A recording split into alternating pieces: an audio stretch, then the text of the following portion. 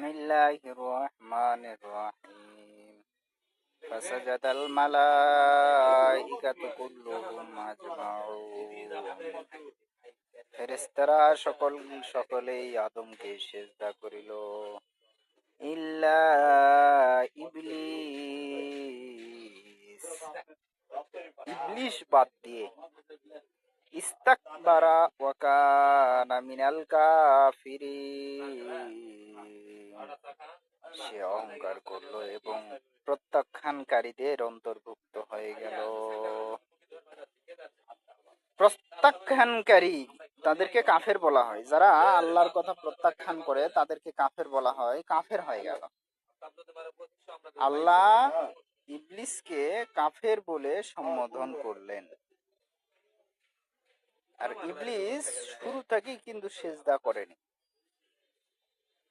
আদমের প্রতি সিজদা অর্থ হচ্ছে সম্মান করা। জিনেরা কোনো দিনই মানুষকে সম্মান করেনি, জিনের শুরু থেকে। সে ছিল কিন্তু বিশাল ইবাদতের অধিকারী, সে ছিল ফেরেশতাদের সর্দার। একটা মানুষ অন্তরের মধ্যে সমস্যা জটিলতা নিয়েও বড় ইবাদতকারী হইতে পারে, তার প্রমাণ ইবলিস, আজাজিল শয়তান। তার মনের মধ্যে তো অহংকার ছিলই, জন্মসূত্রেই তো সে অহংকারী ছিল। তারপরেও সে কিন্তু লক্ষ লক্ষ কোটি কোটি বছর ইবাদত করতে করতে সে সর্বোচ্চ শিখরে পৌঁছে গেল।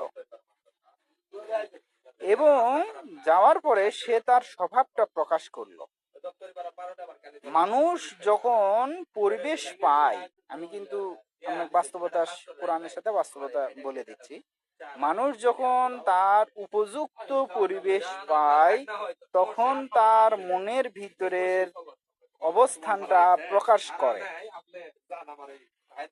এই জন্যে যেই মানুষেরা উপরে উপরে সুফি সাজে আছে তাদেরকে দেখে অপেক্ষা করেন এবং অপেক্ষা করেন, ধৈর্য ধরেন তার উপযুক্ত পরিবেশ আসা পর্যন্ত। তার মনের মধ্যে যে চাহিদা আছে, ভালো হোক মন্দ হোক, সেটা সে উপযুক্ত সময় পাইলেই প্রকাশ করবে। এর মধ্যেও কিন্তু সে অসংখ্য ইবাদত করে সর্বোচ্চ শিখরে পৌঁছে যেতে পারে, মনে রাখবেন।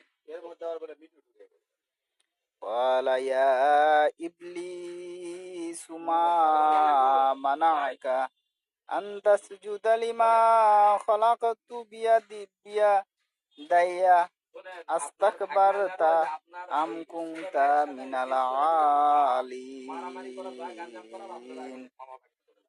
38 নম্বর সূরা 75 নম্বর আয়াত। তিনি বলিলেন, আল্লাহ বলিলেন, হে ইবলিস, আমি যাকে নিজ হাতে সৃষ্টি করিয়াছি তাহার প্রতি সিজদা নত হইতে তোমাকে কিসে বাধা দিল? তুমি কি উদ্ধত প্রকাশ করিলে, নাকি তুমি উচ্চ মর্যাদা সম্পন্ন? আল্লাহর নিজের হাত আছে, সেই হাত দিয়ে আল্লাহ আদমকে তৈরি করেছে।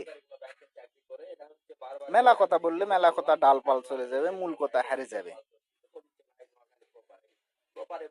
আল্লাহর হাত আছে, আল্লাহ আদমকে নিজ হাত দ্বারা তৈরি করেছে।